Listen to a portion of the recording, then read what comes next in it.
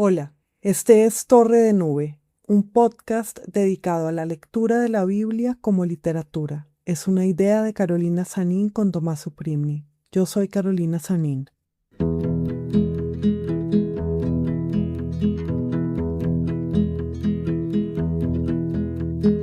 Mi fe de niño, ¿dónde está? Me hace falta, la deseo. En la interior bodega de mi amado bebí un vino que nos embriagó antes de la creación de la viña.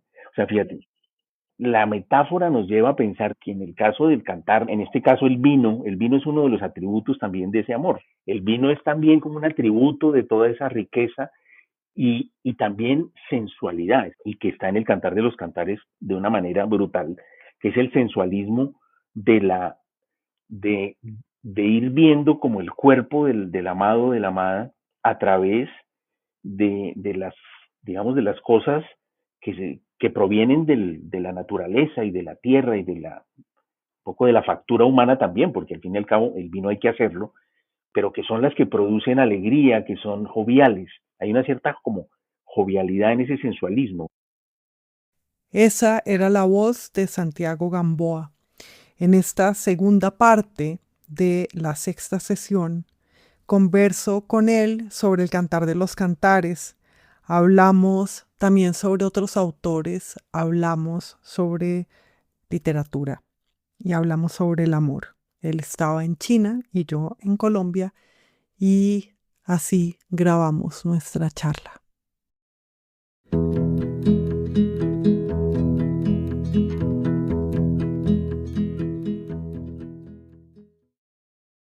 Santiago, hola, muchas gracias por venir hoy y hablar conmigo sobre este libro. Hola, hola Carolina, no, pues un gran gusto hablar, pues primero contigo y hablar además de literatura y hablar del Cantar de los Cantares, que es una, pues que es uno de los textos, poema, en fin, más, pues más bellos y más largos, más antiguos que vengo leyendo desde hace mucho tiempo. Bueno, yo lo leí por primera vez, fíjate, en la universidad, porque yo estudié pues, literatura, filología en España y por supuesto estaba muy relacionado con lo que pues con lo que tiene tanta relación que es el poco lo que sería después la poesía mística, tanto española como inclusive en otros idiomas. Luego esos místicos españoles influenciaron a otros místicos, los místicos ingleses por ejemplo, y hay toda una línea de una poesía como muy profunda, como muy, digamos, utilizando los elementos del lenguaje amoroso al interior pues, de una idea religiosa, que es una de las cosas que a mí siempre me llamó la atención. Yo quisiera casi empezar preguntándote algo, pues a ti, Carolina, o sea, tú eres creyente. Yo creo que sí. Para responder esa pregunta sobre la fe hay que tener fe en la respuesta misma que uno dé, ¿no? O sea, esa respuesta se responde, supongo, con fe y no con certeza, pero sí, yo quiero creer que soy creyente y quiero creer tú. No, yo creo que yo, yo tengo una idea un poco diferente de lo que yo siento ante esa pregunta. Me preguntó una vez en la India alguien que si yo era creyente y yo dije, no, yo soy ateo por responder rápido. Y me dijo, sí, pero ateo de qué? Ateo de cristianismo, ateo de judaísmo, ateo de hinduismo. Entonces yo me quedé pensando un poco en la idea de las religiones como, un poco que es una idea que viene de un poeta cubano que a mí me gusta mucho, que es José Lezama Lima, como grandes metáforas, son como metáforas que, que se imponen en una época y en una sociedad o en un grupo humano, en un colectivo de gente, pues porque no todas. Entonces, esa idea como de una metáfora predominante me ha siempre como acompañado cuando pienso en mi relación con una fe o con una creencia. Y aquí voy un poco al cantar de los cantares también, fíjate, cuando yo pienso en una religión, pienso en una creación que no es visible, ¿verdad? La historia de la religión no la vemos, no está en la naturaleza. En la naturaleza está lo que es visible y ahí no la vemos. Es más bien una narración, pero entonces es una narración que tiene que ver con otras cosas, probablemente, pero que utiliza para poder ser vista y percibida, utiliza los elementos del arte. Es decir, utiliza la poesía, aquí lo vemos, utiliza la pintura, lo vemos en las iglesias, lo vemos los frescos, etcétera, utiliza la música, utiliza la arquitectura, ¿verdad? Entonces, me ha parecido siempre que la religión tiene una especie como de relación intensa y profunda con el arte, al punto de que a veces he llegado a pensar que la religión en sí misma podría ser casi considerada como una especie de arte mayor, a la que se suman otras cosas, por supuesto, se suma la filosofía, el pensamiento, porque la teología es una especie de filosofía unido a la poesía.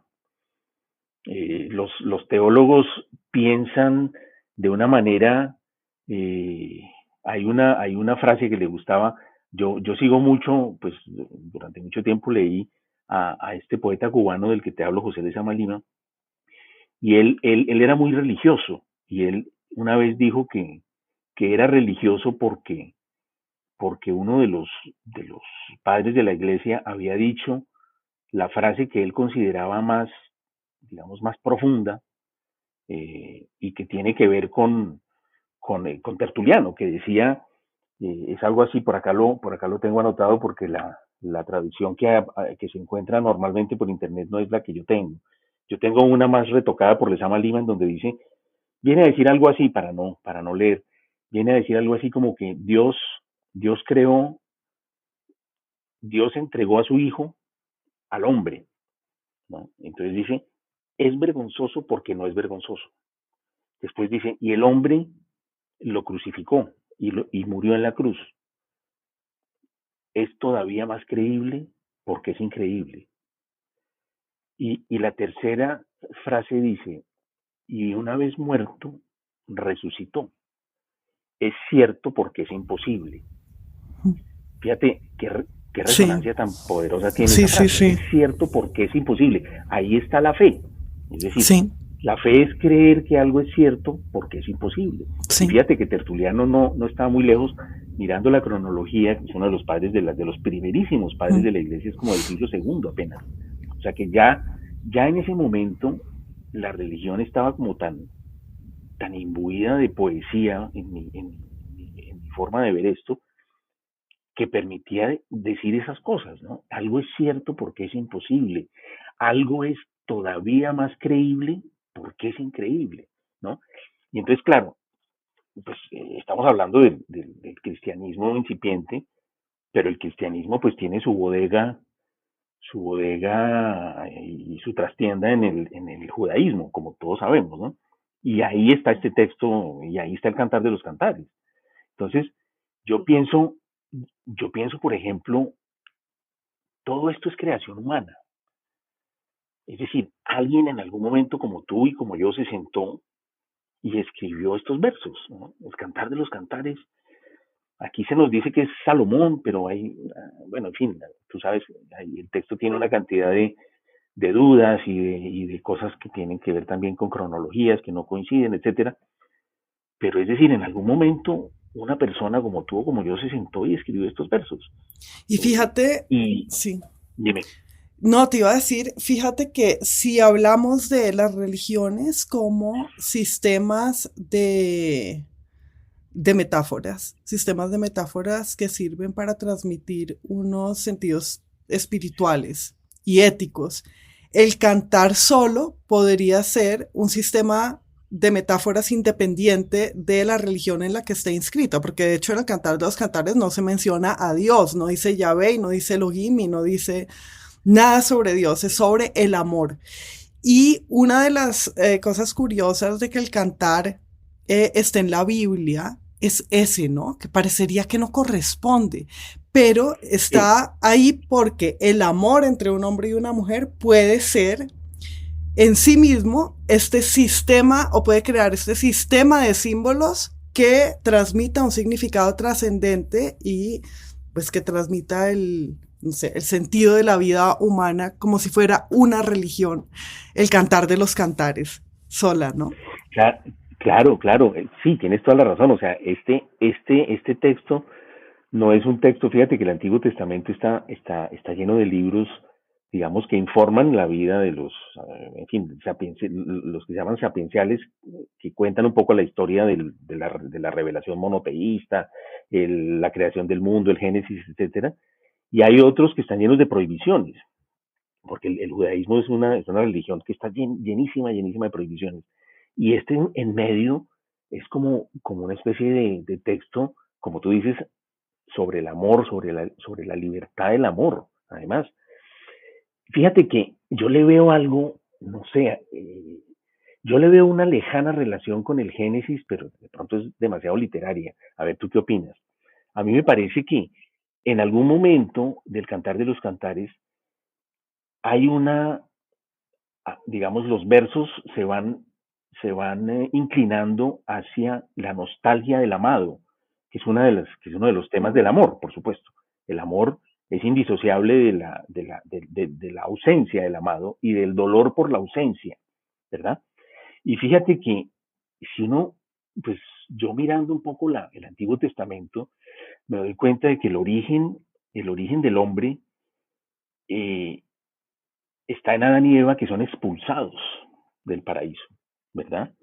Y esa expulsión lleva a una comunidad, a una vida que ha sido muy extraña porque ha tenido mucha ausencia. Es decir, ellos son expulsados de un lugar y inclusive en el Génesis pues, está contado de una manera muy triste, muy dura, esas acusaciones que les hacen a Adán y Eva y les dicen y que tengan que trabajar el suelo con dificultad por haber traicionado.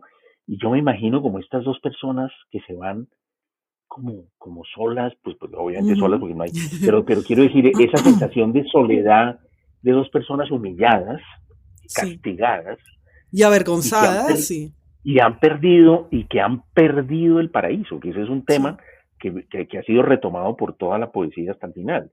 Entonces, fíjate, la pérdida de ese lugar después parece que fuera como un sino que acompaña a esa tradición judía, que han sido por su mismo Dios castigados de nuevo, enviados a la esclavitud a Egipto, después son exiliados en Babilonia, lo vamos a ver después en un salmo, y después Tito los saca de Jerusalén en el año, me parece, 70 y pico, y ya después ellos quedan como errantes en el mundo, recordando ese dolor, el dolor de la ausencia, pero en el caso, claro, en el caso del Cantar de los Cantares, es un dolor un poco más alegre porque la ausencia del amor siempre tiene a su vez la inminencia del amor, ¿verdad? Sí. Va, Y ya va a llegar, la esperanza del amor, sí. exacto, y Mira, la Santi, esperanza del amor. lo que me estás diciendo me parece súper interesante porque entonces este canto entre un amado y una amada, que es reversible además, la amante y el amado, Sí, sería según eso también el canto de amor entre alguien y su tierra y el sitio al que exactamente, pertenece. O sea, el amado o la amada es el sitio a quien pertenece el poeta, el sitio al que pertenece el poeta. Y la nostalgia de el amado que se pierde es la misma nostalgia de la ausencia con respecto a la tierra de uno. Y la tierra de uno y, sería siempre el paraíso del que es expulsado. O sea, sería ese paraíso exacto, del que fue expulsado originalmente. y la tierra prometida, Uh -huh. que es otra idea judaica, sería un poco esa esperanza del regreso, ¿verdad? Esa esperanza del regreso al lugar. Ahora bien, hay una idea que es medio poética, filosófica y poética, que le leí una vez a Fernando Savater. No recuerdo el de dónde la sacó, porque Sabater no es un filósofo de producir ideas, sino más bien como de divulgar y de reunirlas de otros. No recuerdo exactamente, pero él decía una frase que me quedó siempre. Él decía, cuando nacemos, llegamos al primer país extranjero. Uh -huh. Es decir, como si nosotros Sí, ya somos estuviéramos, expulsados. somos exactamente, Sí, llegamos expulsados de algún lugar, sí. caemos en un país extranjero y entonces lo interesante entonces sería ver cómo se forma el arraigo con un lugar. Y fíjate que, bueno, el arraigo supongo que se va formando a medida en que tienes tus muertos, los entierras en un lugar, pero también al mismo tiempo viene la creación metafórica de mi relación con ese lugar, porque entonces empiezan las montañas, bueno, todo lo que después va a ser usado comparativamente para celebrar la belleza tanto del amado como de la amada en el Cantar de los Cantares. Y fíjate que son una cantidad de comparaciones con lugares, con patronímicos, también con productos de la tierra, por supuesto, el vino, la mirra, bueno, en fin, los olores, los sándalos, los aloes, todo eso. Pero fíjate cómo en la tierra, eh, en la relación con la tierra, hay como esa sensación de que el arraigo debe pasar por un profundo amor a un lugar que al mismo tiempo a mí me parece una pura creación cultural también, porque al fin y al cabo, pues si lo miramos ya no desde digamos, desde la metáfora religiosa, sino desde la ciencia, pues encontramos que los seres humanos de hoy, los Homo sapiens, provenimos todos prácticamente de una Lucy en las llanuras de Abisinia, hoy Etiopía y Eritrea, más Etiopía, y entonces, en el fondo, pues todos los seres humanos de alguna manera somos migrantes, Todos porque somos de todos los que no, África, de un lugar en todos los que África. no somos de ahí, exacto, entonces, Pero mira, pero sí. dime. No, no, no, termina y te comento No, es esto. decir, pero entonces el arraigo, claro, el arraigo se va formando a medida que nos instalamos en un lugar y creamos pues una narrativa en donde necesariamente tienen que estar las metáforas, el arte, la cultura, no solamente enterrar a mis muertos, que eso yo entiendo que eso es muy importante, pero al fin y al cabo enterrar a los muertos también es una manera como de estar cerca de una historia, porque normalmente uno entierra a sus antepasados, digamos, bueno, no a sus padres, a sus abuelos, es decir, uno entierra la historia de la que uno proviene, ¿verdad? Yo entro Uno a entierra la su vida, origen, o sea, devuelve su origen a exacto, la tierra también. exacto, y yo entro a la vida en la mitad de una historia, queriendo construir una propia, por supuesto, pero sabiendo que la mía propia que yo construya formará parte de otra más grande, ¿no? Fíjate que desde donde te hablo, en la China, aquí hay un precepto muy interesante que es en la política, en la filosofía, en todo, inclusive en la nomenclatura, que es que primero está lo grande y luego lo pequeño. Entonces, por eso ellos, por ejemplo, las fechas nunca la escriben partiendo del día, sino partiendo del año. Ellos ponen Ok. primero el año, que es lo más grande, después el mes y después el día. Y los nombres es así, primero viene el apellido y después el nombre de pila porque ellos consideran que el apellido es lo más grande, que es de donde uno proviene. Y acá es algo parecido, es decir, uno llega a una familia y además se encuentra en un territorio. Entonces uno tiene que, de alguna manera, crecer y educarse consiste en saber cuál es mi lugar en ese territorio y cuál es mi lugar en esa historia que mi familia tiene, pero que al mismo tiempo mi familia y su historia están inscritas en la historia de ese territorio, ¿no? Y ahí viene pues el conocimiento digamos, de lo pequeño a lo grande, hasta que llega uno pues a los orígenes de la humanidad y a todo, porque todo le pertenece siempre a algo, eso es teoría de conjuntos, todo le pertenece siempre a algo más grande, ¿verdad? Que en Entonces, últimas a lo que llega es a la unidad, o sea, es también partir de lo múltiple para llegar a lo uno, que es pues la historia, nuestra historia supuestamente. Mira que estaba pensando en varias cosas oyéndote. Una, eh, el cantar de los cantares vuelve a crear el mundo, entonces de alguna manera es volver a contar el Génesis uno, pero desde la contemplación de la amada o del amado. ¿No? Porque el amado o la amada es ese mundo que surge ante los ojos, igual que surge, como surge el mundo en el Génesis 1. Cuando dijiste ahora de la relación con el Génesis, se me ocurrió eso. Y por otra parte, todo esto que estás diciendo del amado y la amada como la tierra, Me parece súper clave porque entonces se trata de fundar nuestro sedentarismo en eh, en la recolección y en la remembranza de una relación sensual con una tierra, que es completamente artificial. O sea, voy a crear una relación sensual con esta tierra que pase por los sentidos como los olores, las frutas que se producen aquí, los accidentes topográficos, pero también la arquitectura, ¿no? La Torre de David, etcétera. Entonces, y así creo, hago de la tierra un cuerpo que voy a amar por ser sedentario, por ser de esta tierra. Entonces, la transformación del lugar en amada y de la amada en lugar tendrían ambos que ver con mi invención de mí mismo, del ser humano como sedentario. Y pensé, al oírte, en un pasaje de los Salmos, que es este en el que dice, vamos a la cama de tu madre, que es volver a la propia concepción.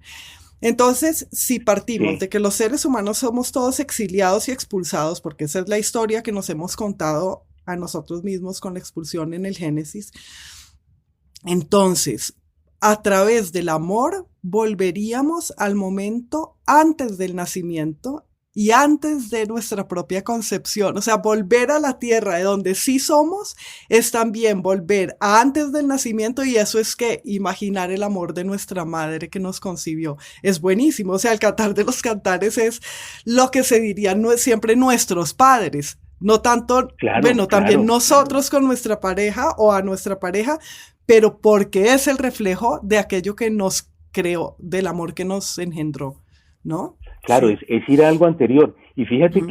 fíjate que en digamos, en la consecuencia directa del cantar de los cantares, en una de las consecuencias, pues hay muchas, que es el cántico espiritual de San Juan de la Cruz, hay un verso que, que se une con el sufismo, con un verso sufí, y un, forma una estrofa bellísima. El verso de San Juan dice algo muy parecido a lo que estás diciendo tú.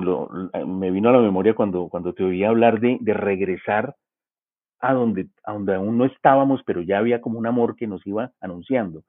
Dice San Juan de la Cruz, en la interior bodega de mi, a ver, que lo estoy diciendo de memoria, pero a ver, dice así, en la interior bodega de mi amado bebí. Y a eso se suma dos versos de Ibn Yariba, que es un sufí, y que respondería a esto con estos dos versos más. Dice, un vino que nos embriagó antes de la creación de la viña. Y entonces queda así, te lo repito, en la interior bodega de mi amado bebí un vino que nos embriagó antes de la creación de la viña. O sea, fíjate, es decir, es eso, es como si algo, claro, la metáfora nos lleva a pensar que en el caso del cantar, el amor, la cercanía, en este caso el vino es uno de los atributos también de ese amor, fíjate que está permanentemente, no solamente en el cantar de los cantares, inclusive en toda la poesía mística, acuérdate de las Rubayat de Omar Khayyam, que comienza diciendo, estoy tomándome una copa de vino y mirando la luna y no estoy solo, porque está la luna, está el vino y estoy yo. Es decir, el vino, y además en la liturgia religiosa está el vino como la sangre de Cristo, ¿verdad? O sea, el vino es el líquido de los milagros. O sea, para demostrar que es el Hijo de Dios, Jesús multiplica el vino, no pues, multiplicar Convierte el agua en agua. vino, sí, exacto. No convierte el Exacto, el agua en agua más agua, sino es más el agua, agua en sino en vino. vino. O sea, Sí. el vino es también como un atributo de toda esa riqueza y también sensualidad. Esa es una palabra que yo creo que es muy importante en esta época, en la época de, digamos, anterior al cristianismo y que está en el Cantar de los Cantares de una manera brutal, que es el sensualismo de la de, de ir viendo como el cuerpo del amado, de la amada, a través de las, digamos, de las cosas que provienen de la naturaleza y de la tierra y de un poco de la factura humana también, porque al fin y al cabo el vino hay que hacerlo, pero que son las que producen alegría, que son joviales. Hay una cierta como jovialidad, en ese sensualismo. Pues hay celebración, pero también hay embriaguez. O sea, no solamente alegría, sino otro estado, ¿no? Otro estado de comprensión de las cosas y de reunión. La embriaguez como unión con los otros. Entonces, ahora mencionabas el cántico espiritual de San Juan y lo que pasa aquí es parecido también. Todo este poema es un sueño. En el cántico espiritual, pues el alma sale de sí misma para reunirse con el amado, ¿no? Y sale de noche. Sí, El efecto salí de sin ser notada, dormirse, me acuerdo. exacto, estando ya Sí, en mi casa sosegada, el efecto de dormirse y el efecto de embriagarse permiten que el alma se libere y que se produzca una unión, ¿no? sí. Y esa unión es la que, bueno, la que el poema, en el poema se cuenta. Pero fíjate que esa imagen claro, que después el mismo perdón, San Juan de la Cruz explica como que es digamos, es el hombre, el poeta es la amada y el hombre amado sería Dios, ¿no? Entonces es una relación de amor con Dios. También yo tengo la traducción del Cantar de Fray Luis de León, que tiene unas cosas interesantes, y su explicación, que es un poco farragosa, muy farragosa, pero que tiene también de interesante, que le muestra a uno pues cómo lo veían y cómo trataban de darle un sentido religioso a una cosa como estoy totalmente de acuerdo contigo, que es Sí. clarísimamente un canto de amor a la sensualidad, a la vida, y es Y casi ese es como, el como sentido si religioso. O sea, y está ese es ahí. Sí, exactamente, sí. exactamente. Y es como si en medio de esa marabunta de prohibiciones y de cosas tremendas que Dios, Yahvé, llámalo como quieras, le impone a su pueblo, le dejara como esta puerta abierta, ¿verdad? Le dejara como esta posibilidad hermosísima. Y entonces, pero fíjate que incluso en La Noche Oscura del Alma, que es ese otro bellísimo poema de San Juan de la Cruz, ya La Noche Oscura del Alma está anunciada en uno de los salmos.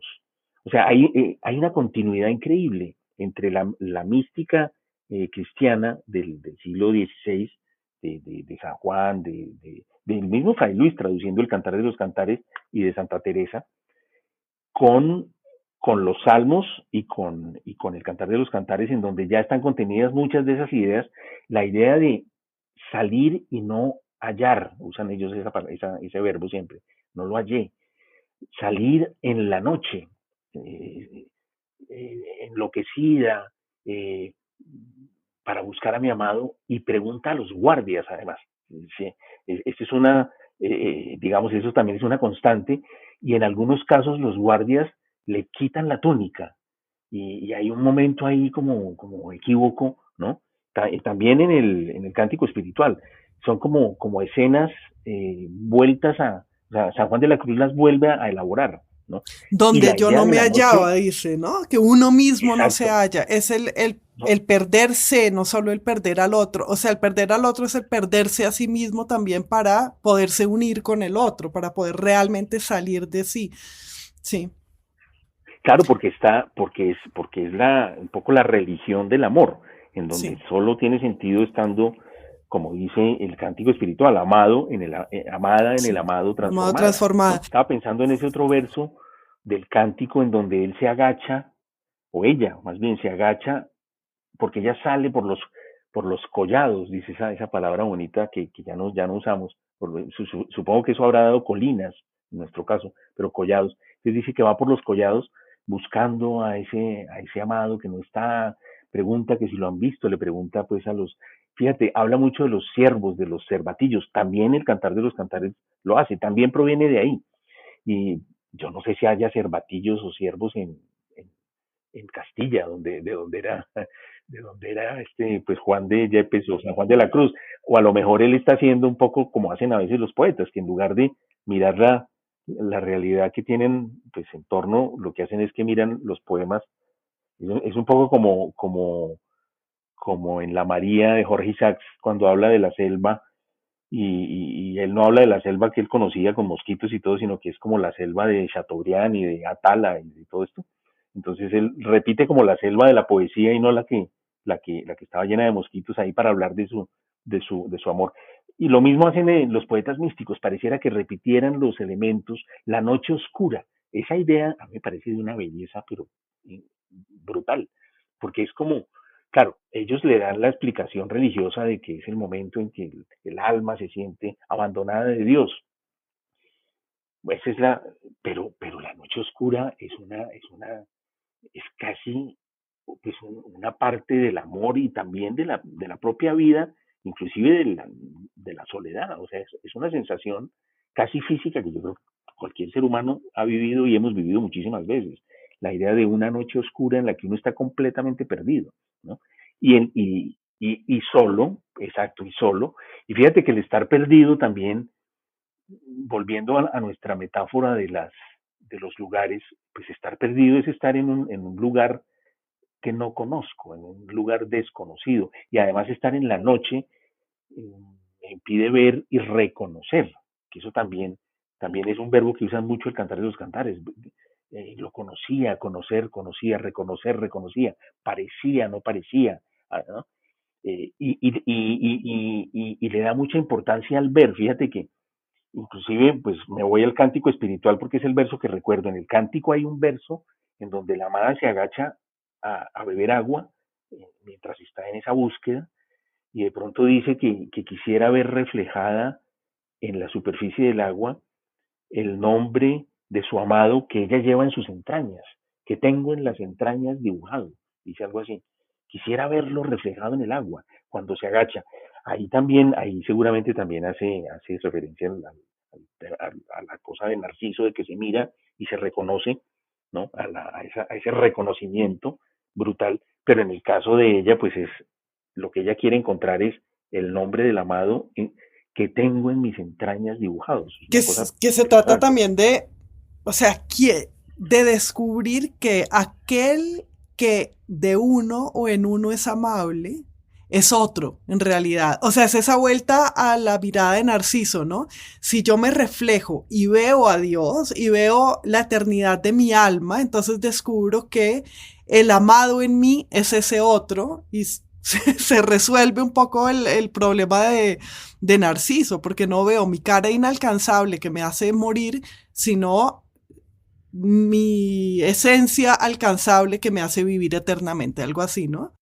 Exacto, claro, porque sí, no, es que la definición del amor es agacharse agacharse a recoger un poco de agua y ver en la superficie del agua a la persona amada, no verse a uno, ver al otro, claro, claro, eso está súper bien visto. Bueno, pero fíjate que en el tema para meter el salmo, digamos, uno de los salmos, pues a mí me parece que este es un salmo muy especial y que yo pienso que no forma parte como digamos, del grupo, de lo que llaman ellos el Salterio Grande de los salmos primeros, que es el famosísimo Salmo 137 o 136 en la numeración de Fray Luis, que es ese famoso de que ellos están sentados junto a los ríos de Babilonia y lloran recordando Sión. O sea, una vez más, fíjate, la expulsión. En este caso es el exilio. ¿Te parece que lo leamos? Así quienes Bueno, nos oyen, vamos a leerlo bueno, entero. Es el Salmo 137, ¿no? En esta enumeración. Si quieres léelo tú, ¿lo tienes por ahí entero?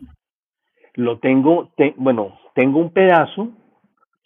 Tengo creo que es una especie como de síntesis que dice así: extrañamos nuestra tierra. Es un poco un título que le ponen al salmo y dice: nos sentábamos junto a los ríos de Babilonia y llorábamos acordándonos de Sión.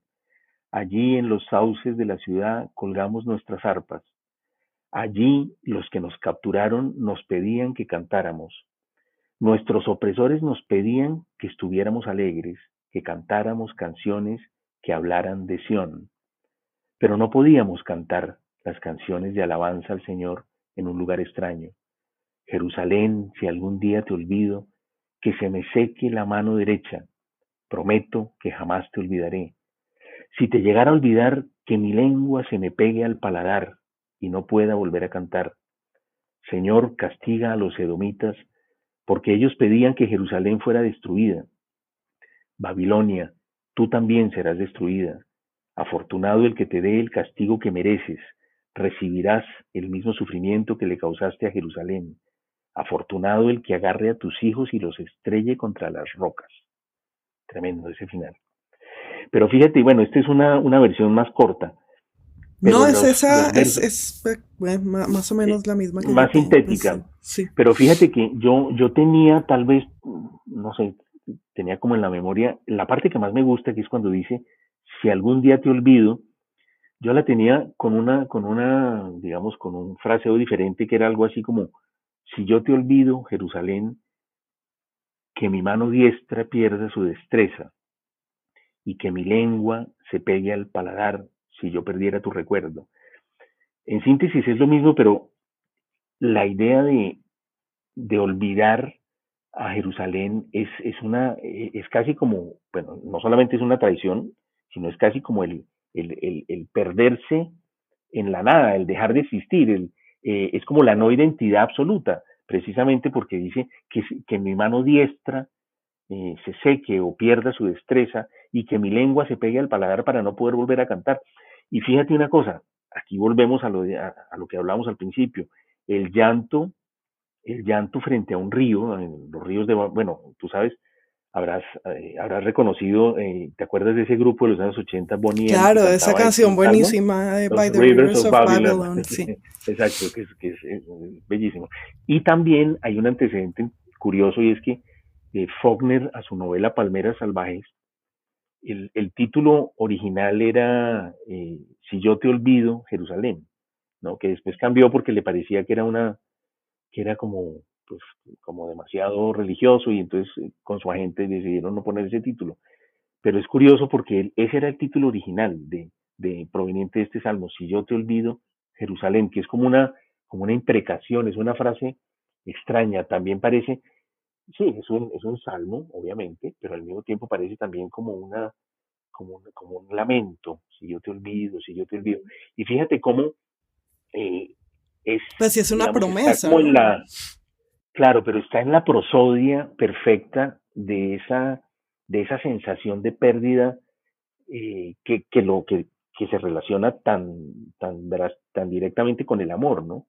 Si yo te olvido, hay muchas promesas de amor que incluyen eso, ¿no? No te olvidaré. El olvido pareciera que fuera pues como el gran enemigo del amor, y en este caso del amor a un lugar al que no puedo dejar de sentir nostalgia porque ese día lo dejaré de amar, que es Jerusalén, ¿no? Y Eh, olvidar a Jerusalén significaría olvidar lo que uno mismo ha hecho, olvidar su centro, o sea, tiene un montón de significados. Jerusalén no es Jerusalén, no es solo una ciudad geográfica, no es una ciudad que existe en la geografía del mundo, sino que Jerusalén significa el centro de uno mismo, el corazón de uno mismo. Si Jerusalén es el corazón del mundo, es también el corazón del hombre. Entonces, ¿qué significa si yo te olvido Jerusalén? Es si olvido mi propio camino y la llegada de mi camino, ¿no? claro, Significa que olvido mi propia naturaleza. Y lo otro, de este salmo a mí me llama mucho la atención, Santi, que en los ríos de Babilonia nuestros captores nos pidieron cánticos y alegría. Cantad para nosotros un canto de Sión. ¿Cómo podríamos cantar un canto de Yahvé en un país extranjero? Y ahí es cuando dice, si me olvido de ti, Jerusalén, ta, ta, ta. Y esta escena, porque además este salmo es divino porque establece esa escena junto al río de Babilonia en el que los captores les piden a los esclavos canten. Y siempre a mí me recuerda pues la escena de la historia de la música norteamericana contemporánea. Es los esclavos que cantan el blues, que luego se convierte en el rock y en otras cosas y que sigue siendo, nuestros captores nos piden un canto de alegría. ¿No? Es claro. como ¿Y la qué es el historia de la blues? música. ¿Y qué es el Sí. blues? Es la nostalgia por un territorio del que fuimos Ajá. raptados y que por lo tanto perdimos, Sí, sí, sí. fíjate. Exacto, ese. Y ese es Y Jerusalén es, y también. es O sea, triste, Jerusalén es la exacto. libertad. Si me olvido de mi propia libertad, si me olvido del lugar en el que yo puedo ser yo. Y ese lugar puede ser un lugar físico, pero también un lugar emocional y espiritual. Claro, ¿dónde yo soy yo? Si me olvido de eso, que se me seque la diestra y la lengua se me pega al paladar. ¿Y qué significa se me seque la diestra y la lengua se me pega al paladar? Que no pueda escribir ni hablar. Es decir, que no claro, pueda cantar sobre nada no pueda más. cantar.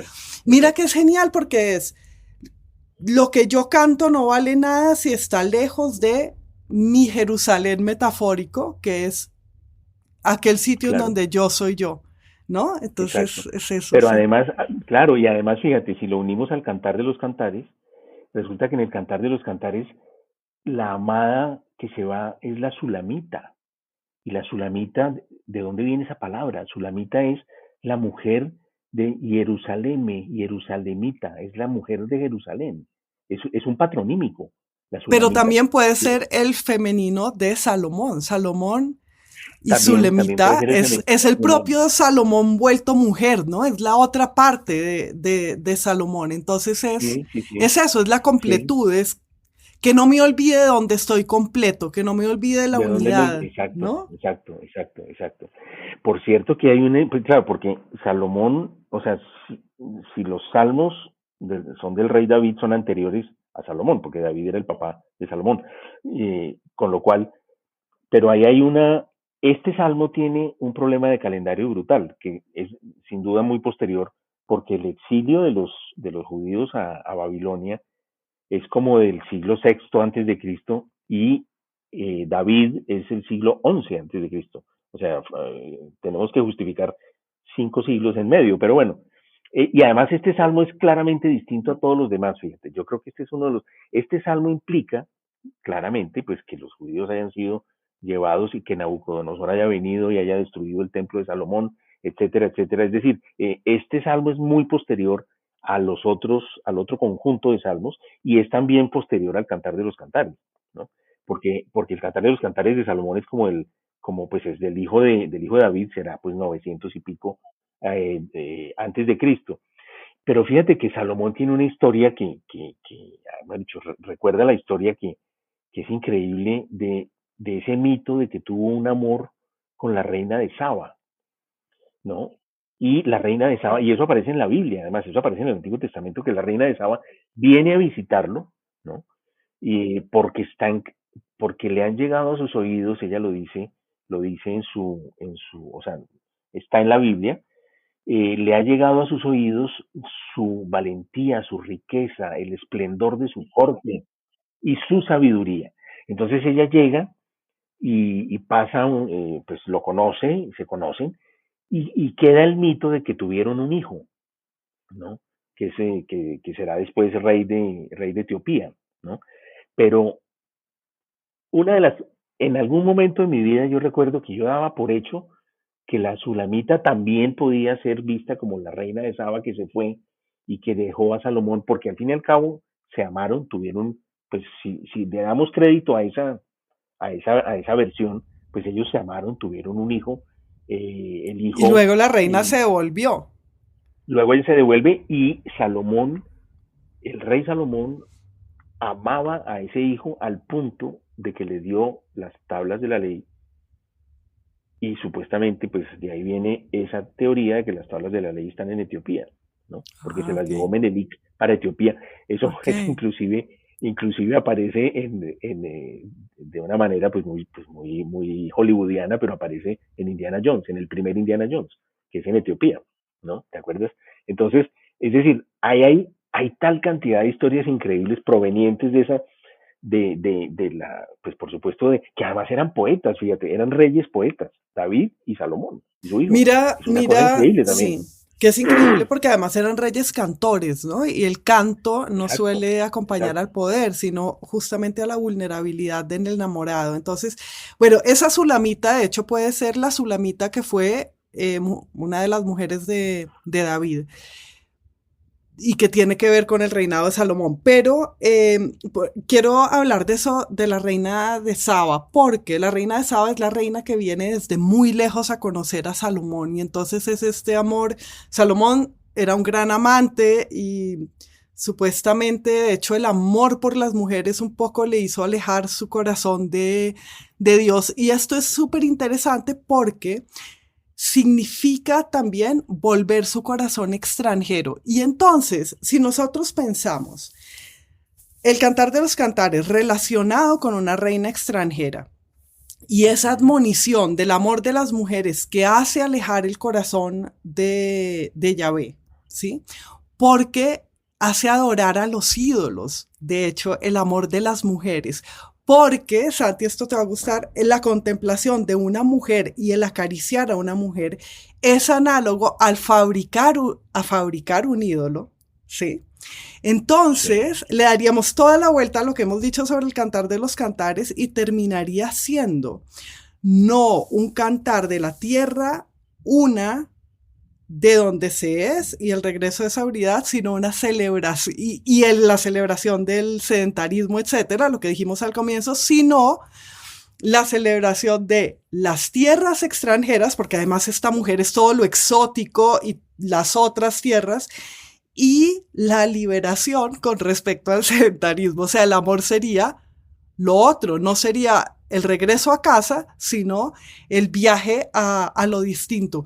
Esto de la asociación del amor de las mujeres, del amor erótico, con la idolatría está súper bien explicado en ese libro de nuestro amado Calazo, del libro de todos los Ah, libros. Está buenísimo ahí como él habla de eso, de cómo se dice que Salomón al final de su vida, su corazón se apartó de Yahvé, que es buenísimo, y es al cabo de haber tenido 700 amantes. Entonces, el amor de las mujeres como una sombra de paganismo en medio de este intento de amor único al único Dios. Es buenísimo porque le da toda no, otra buenísimo, dimensión al claro. cantar, ¿no? Sí, No, pero sí, sí, total, sí. total, pues le da muchísimas más vueltas, lo que lo hace mucho más rico como texto. Fíjate, yo me había fijado también en pequeños detalles, más bien como históricos que me llenaban como la imaginación de, pues como de escenas y de, por ejemplo, fíjate las comparaciones tan interesantes que hace cuando habla de ella, de su cara, de sus, de sus pechos. Hay inclusive no recuerdo en cuál es exactamente, en cuál de los cantos, del primero, el segundo, el tercero, pero hay uno en el que habla de los pechos y Fray Luis de León lo traduce porque era una palabra que en esa época no tenía la sonoridad de hoy, como las tetas de la amada, algo así. En fin, hay una, pero en esas comparaciones, hay una cantidad de comparaciones que muestran la época. Por ejemplo, hay una en la que compara, creo que es al principio, en donde la compara con los caballos del faraón, Ajá, ¿no? sí, Con los caballos sí, del faraón o con los carruajes del faraón, ¿no? sí. Y mirando eso un poco, resulta que, claro, en esa época es que pues nosotros pues tenemos memoria histórica relativamente corta, pero es que en el siglo 11, 12 antes de Cristo, 15 antes de Cristo, 17, los egipcios estaban, hay un momento en el que se enfrentan con una civilización que vivía en lo que hoy es Anatolia, en Turquía, que son los hititas, ¿no? Y yo me acuerdo siempre por Lezama Lima, es que por Lezama Lima he llegado a mucha cosa rara, eh, él habla de la caballería hitita, Lezama Lima, con mucho énfasis en muchos poemas, de la caballería hitita, y yo decía, pero la caballería hitita, ¿qué es esto de la caballería hitita? Y claro, pues la caballería hitita, pues no es otra cosa que eso, que un ejército de caballería que además tenía una ventaja enorme militar porque empezaban a hacer carros en donde habían dos personas en el carro y había una especie de carcaj lleno no de flechas sino de como de jabalinas. Entonces, imagínate, eso era un arma. Entonces, y entonces la historia cuenta que ellos, los hititas, con esos caballos y con esos carros, eh, vencieron a los egipcios, a dos o tres faraones, digamos, durante dos generaciones los tenían absolutamente atrapados con sus carros, hasta que finalmente los egipcios empezaron a trabajar y a trabajar y a trabajar, hasta que lograron hacer también sus carros y sus caballos. Y acuérdate que en la tradición hebrea, pues está la esclavitud en Egipto. Entonces, pues yo me imaginaba el carro del faraón en el momento en que finalmente ellos lograron hacer su caballería y los caballos, digamos, hacer hermosos caballos fuertes para la guerra y además unirlos a estos carros de guerra brillantes, dorados, en madera, bellísimos. Y yo me imagino como un desfile y los judíos mirando todo eso. Y claro, las comparaciones sobre lo máximo, pues era el caballo o el carro jalado por caballos del Era faraón. la En el majestad, caso, ¿no? Sí, la majestad y era además sí, el poder que los había esclavizado sí, sí, y que sí, los sí, tenía. Entonces hay, o sea, claro. son como pequeños flash que leyendo me voy encontrando, pero sobre todo en esa, fíjate que usa muchísimo la comparación, digamos, entre las figuras retóricas, claro que estamos leyendo traducción de traducción de traducción, pero generalmente la más elemental de las figuras que es la comparación, ¿no? Eh, Tus mejillas como los collados, como los cervatillos, como es decir, hay un permanente ir a comparar el cuerpo casi como una cosa medio panteísta Con el también, mundo, ¿no? sí, sí, sí, claro. Con el Pero mundo. quiero volver a lo de los caballos. Está en el Cantar 1, en el verso 9. Amor mío, te comparo a la yegua que tira del carro del faraón. Y entonces Imagínate. está todo esto que dices, la yegua que tira del carro del faraón es un arma de quien te venció. O sea, esto dicho por un hebreo es el arma, la yegua esa es un arma que te venció. Entonces, por un Sí, lado está eso que decías, pero por otro lado hay esta tradición de comparar la belleza de las mujeres con los caballos y con las yeguas. En la poesía árabe creo que está también. ¿Y sí, qué sí, es un sí, caballo? Un caballo o una yegua es, por un lado, algo salvaje que se puede domar, ¿no? Y que se sí, doma para montarte encima. Y por otra parte, es lo que cambia tu punto de vista. O sea, una cosa es un hombre y otra cosa es un hombre a caballo que ve mucho más lejos, ¿no? Entonces es un instrumento de saber, también un caballo o una sí, yegua sí, sí, para montarse encima. Entonces, creo que en esta sí, sí, comparación de sí. las mujeres con las yeguas, que es actual, además en Argentina no dicen una potra, una yegua. Mira que Bueno, y en además eso está todo, en está inglés en no es esto. en una pesadilla es como una yegua de la noche o Nightmare, algo así, sí, ¿no? ajá, sí, Sí, sí, sí, nightmare. sí, sí, Mm. sí, sí. Entonces, Ahí fíjate sí, qué es que es tiene una eso. cantidad de Una sentidos. Sí, cantidad de sí, sí, sí, sí. sentido, el comparar a una mujer amada o a una mujer deseada con una yegua. Sí, sí, Fíjate, aquí encontré, mira, te voy a hacer una pequeña lista de comos. por Su favor. cabeza como oro finísimo, sus cabellos crespos negros como el cuervo, sus ojos como palomas, esto me encanta, junto a los arroyos de las aguas, sus mejillas como una era de especias aromáticas, como fragantes flores, sus labios como lirios. Me acuerdo de ese poemario de Vicente Alexandre, se llamaba Espadas como labios. Sus labios como lirios, sus manos como anillos de oro, su cuerpo como claro marfil.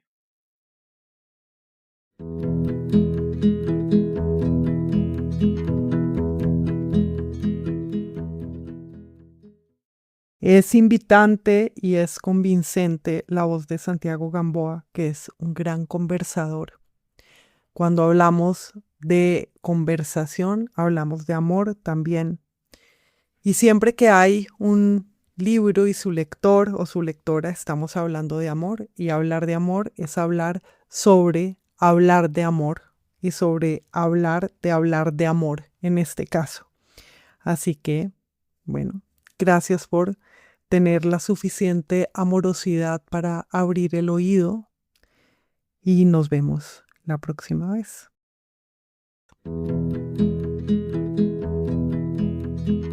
La edición y la asesoría son de Jorge Caraballo, el diseño gráfico de Nicolás Consuegra. La canción es 4 de Suárez, cantada por Rosario Blefari con letra de Rubén Darío.